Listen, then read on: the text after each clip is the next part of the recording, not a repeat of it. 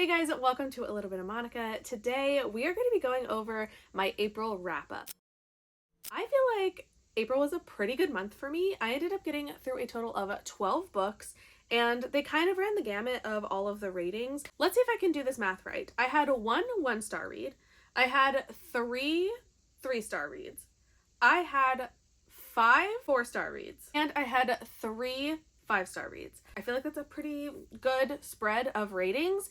And let's just get into it. I am going to go in order from lowest rating to highest rating, starting off with the unfortunate 1-star read. This was an arc, which actually already came out by the time I had read it, but it was When Grumpy Met Sunshine by Charlotte Stein. This is a contemporary romance about a woman who does ghostwriting work, and she is hired to ghostwrite a famous soccer player's memoir. He's a football player in Britain, and I had to constantly remind myself that every time they said football. But this book did not hit the mark for me. I really did not like the characters. I don't like the way that the fake dating was set up in this book. Fake dating is one of my favorite tropes, and it was done horribly here. I didn't like it. I didn't like much, honestly. There were little things here and there that maybe had worked, but overall, yeah, this one was unsuccessful for me. But moving on, I didn't have any 2-star ratings, so that's good, but we did have 3 3-star ratings. The first book that I read this month that was 3 stars is The Neverending Story by Michael Ende. This is a very, very well-known classic, and this was the second time that I read it, but honestly, I didn't remember a single thing past the halfway point from the first time I read. So the second half of this was truly kind of felt like a first-time read, and I think the first half of this book could be a 4-star read, but the second half was like 2 stars. It was so dull. It was boring. It kept repeating itself. The story was just so slow moving, and I actually hated the main character through the second half. So, yeah, pretty unfortunate here, but we're following Bastian, who is reading the story of The Neverending Story, this fantasy book, and he discovers that he is a part of the story. He, as the reader, gets drawn in and physically gets to go into Fantastica, where he helps to rebuild after a terrible disaster.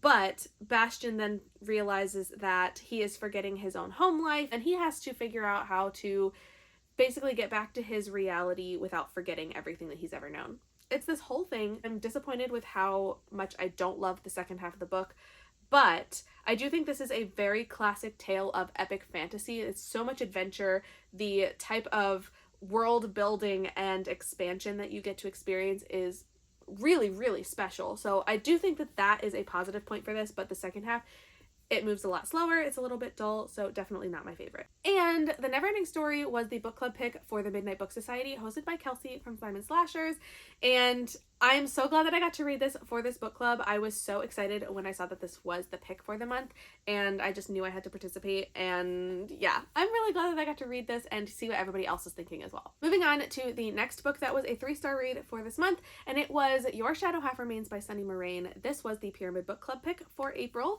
and this is a horror novella. It was, I think, under 200 pages, very short, but honestly, it missed the mark a little bit for me. It was like trying to be Bird Box, but not as exciting, and I haven't even read Bird Box. I just have heard so many good things about it, and then this book did not live up to that type of hype. There were a few isolated horror elements that were really cool, but overall, I feel like there was a disconnect between the story and the characters. I did not care about the characters. I didn't really know exactly what they were facing, and part of that mystery is supposed to be good, but at the same time, I feel like it made me not care that much. So this one was a 3-star read. It was very average. It was short enough that I didn't feel like I was torturing myself by reading it, but it certainly was not a favorite of mine, and I won't be revisiting it at any point, but it was still fun to get to read that and talk about it for the book club. The third of the 3-star reads for April was Second Chances in Newport Stephen by TJ Alexander. This was so good and then so not at the same time, and I've really been conflicted about all of my feelings for this book. Starting off, this book is about a transgender man who returns back to his hometown, and he is spending the holidays with his family, but he reconnects with his high school boyfriend, and they start to talk, get to know each other, and a connection is reformed, and they are both going through a lot of really strong feelings and trying to navigate what that looks like. And I honestly really liked how the story was set up. It did take a little bit for me to get used to the author's tone and the writing style. It was a little bit off at the beginning, but I ended up really liking that element. The thing I didn't like about this book and why I ended up getting 3 stars is because, one, I think the main character got really irritating. There were a lot of moments where he truly just disregarded everybody else's feelings around him and only focused on himself. Like, he was ignorant to everything going on around him and was trying to put people in boxes that he shouldn't have been doing, knowing that he himself had gone through those exact same struggles once upon a time. And it just felt really out of character. It felt like things just were not working. And I was getting really frustrated on behalf of some of the other characters and how they were being treated by the main guy. It was named Eli, I think. I don't know. It was just a really weird disconnect for me. And then the ending was so out of pocket. Literally the entire resolution happened in the matter of like 3 pages, and it was during a smut scene. And I just was overwhelmed. Like, what is happening here? They had a conflict, and literally the resolution of it was, oh, by the way, this happened and this happened. Great, let's move on. What? Are you kidding me? So anyway, this was 3 stars.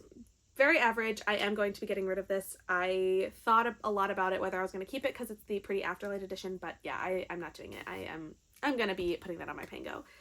Moving on to the 4-star reads for the month, I am very excited that this was my biggest grouping for this month, and that makes me feel pretty happy. The first 4-star read that I read this month was No One Can Know by Kate Ellis Marshall. This is a thriller. It's a very classic thriller vibe, popcorny kind of. You read it, you like it. I don't want to say it's forgettable because I did really like the story, but it's also not one that I feel like I'm going to think about all that much. But we're going to follow 3 sisters whose parents were killed, and they are revisiting this case, like, I don't remember how many years later, 20 years or something, and everybody has secrets. Everybody has something that they know about the night that the parents died, and all of those secrets are going to start to unravel in a very messy way. I felt like this was pretty easy to read through, and I ended up really liking it. And yeah, it's just 4 stars. It was kind of like an average thriller, but I still really liked it. So that is why this one's going for 4 stars. The next 4-star read on my list was The Book That Wouldn't Burn by Mark Lawrence. This is my first Mark Lawrence experience. I was very excited to be jumping into this. It is a chunky fantasy, and it was a very successful read. I ended up loving the way that this is set up. We are following 2 different characters, Lavira and Ivar, and we don't exactly know how they're going to end up relating to each other.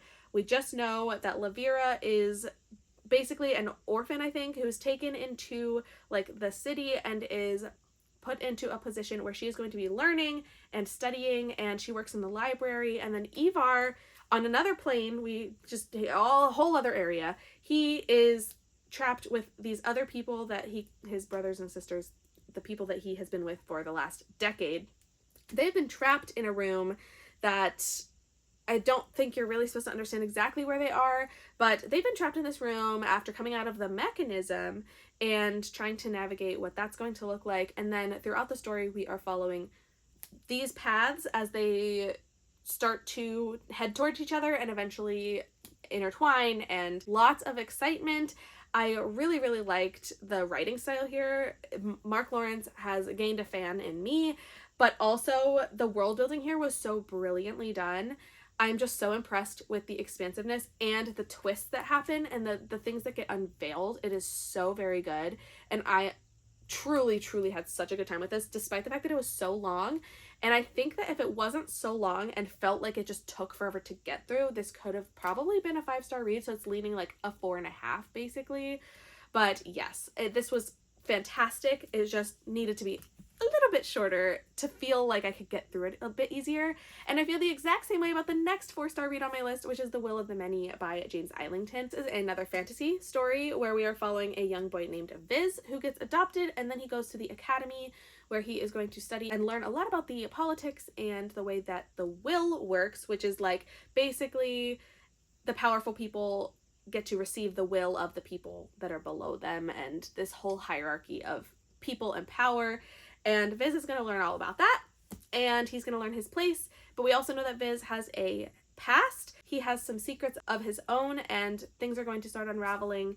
And it's very exciting. I ended up really liking the middle section where he's studying the most, but there's a lot that goes on, and the ending is still something I'm thinking about to this day, trying to wrap my mind around, and I am eagerly, impatiently waiting for the sequel for this one. But this was a very successful read. Again, it was very long, and it felt like it took forever to get through, but at the end, I was very glad that I finished it. And because this was a second attempt, because I DNF'd this earlier in the year in January and ended up coming back to it, so it was very successful for me to be able to finish and really, really like this. So 4 stars for this one as well.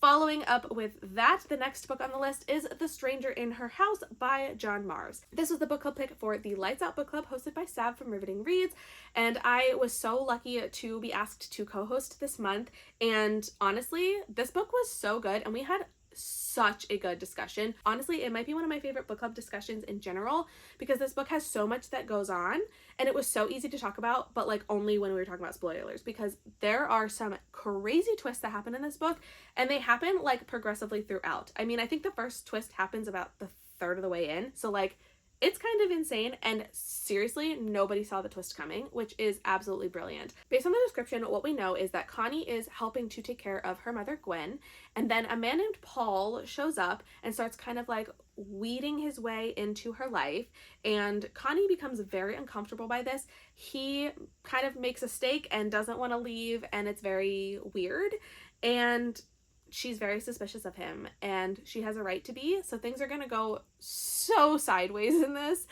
I loved the way the twists went. I ended up giving this 4 to 4.5 stars. Again, the twists really carried this book for me, but in between the twists, some of the story fell a little bit flat, just things that didn't keep my attention as much as I had hoped. Like, I really felt like I was moving from twist to twist and like getting through, but the twists were so good. So good. Like, I'm still thinking about it.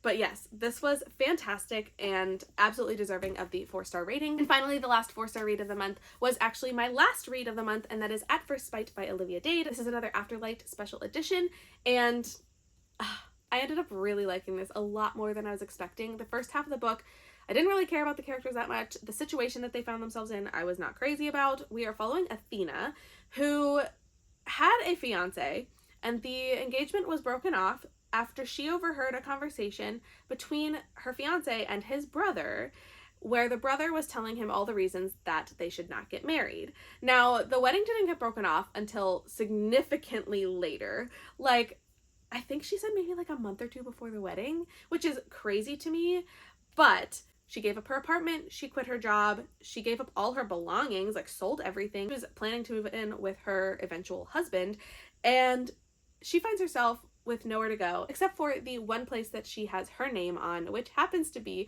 half of a house that is right in between her ex-fiance and his brother. So she's sandwiched in between the Vine brothers and is going to start to get to know the brother a lot more through a lot of the things that they interact with, and they're going to form a friendship that turns into much more. There is a really, really intense but truthful and truly beautiful portrayal of depression in this story that I so appreciated a lot. I feel like it was done really, really well. And the way that the other characters interact with the character who is experiencing that depression, it was just done really well, and I appreciated that a lot. And the particular scene that takes place afterwards, in which they are caring for each other, it honestly changed my mind about how I felt about the characters. And that says a lot, because I didn't care about either of them particularly for the first half, but the second half of this book turned around so much, and I ended up rooting for them a lot more. So yeah, this one was really good. I do plan to keep this, and honestly, it makes me want to read more from this author, knowing that this book turned around so much for me, so I take that as a win. And finally, we get into the last 3 books that I read in April. These were all 5-star reads, which just makes me so happy that I had 3 5 stars this month. The first one was the very first book that I read this month, and it was Boys in the Valley by Philip Fracassi. This book is a horror that I was a little bit surprised by how much I truly loved it. We are in a boys' orphanage, and I forget exactly when this is set. It's set in the past, also set in Pennsylvania, and I live in Pennsylvania, so that felt a little bit close to home for me. But we are going to see some boys who are grappling with some very supernatural forces, and things get very, very dark. I think one of the reasons why this ended up being 5 stars is because there were some very specific moments, scenes, descriptions of things that were so visceral, that were so detailed, that I had my jaw dropped. Like, I truly sat staring like, that just happened.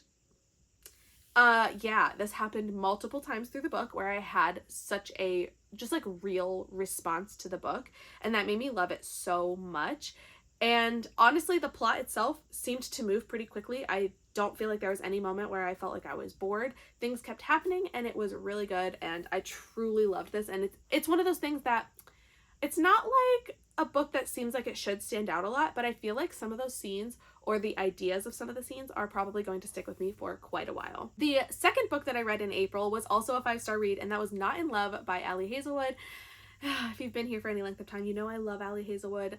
Every single one of her books has been a hit for me. I just love her writing style. I love the banter that she writes, and this book was no exception. This book has a bit of an edgier feel than a lot of her other books, which at first I wasn't super keen on, but by the end of the book, I ended up being obsessed with the story and the characters. Rue and Eli are basically pitted against each other because Eli is a part of a group that is trying to buy out and legally fight the company that Rue works for. And one of her very, very close friends and mentors is the owner of the company currently. So they're going to be butting heads, but they're also going to find that they get along very intimately. And so things start to heat up, and there's a lot of wondering who is right, who is wrong, legally, where are people standing?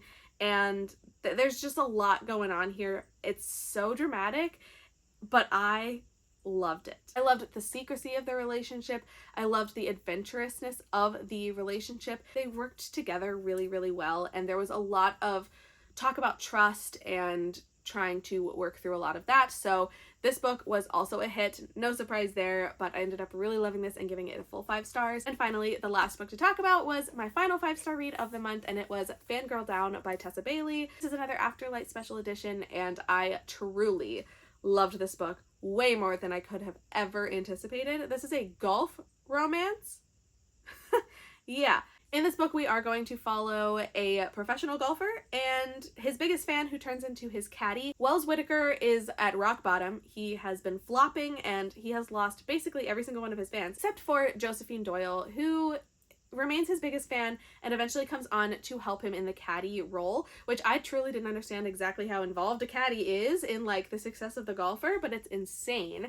Anyway, Josephine has diabetes, and I think this book does an incredible representation of diabetes. I don't think I've really ever or very often read where this is represented in the story. And the way that this is talked about in the book is so much about how she is perceived to be weaker because of it, and she is constantly battling those thoughts and having to show people that she is not weak. She is in fact very capable, very strong, and Wells comes along to help put that idea into people's minds as well, and I think it was beautiful. I really love their relationship, the level of trust that they build, the way that they both are looking out for each other as much as they possibly can. And yes, there's going to be miscommunications, but that's basically every single romance ever. But yes, I really loved every minute of this book. It shocked me how much I loved it literally within the first 10 pages, and then stayed that way for the whole book. Truly, this was a masterpiece. I am going to be thinking about this and the surprise that I might like golf romance now. Maybe just sport romance in general. I don't know. I don't know what's happening to me. But anyway, this was such a success in a beautiful 5 stars. And that brings me to the end of this list.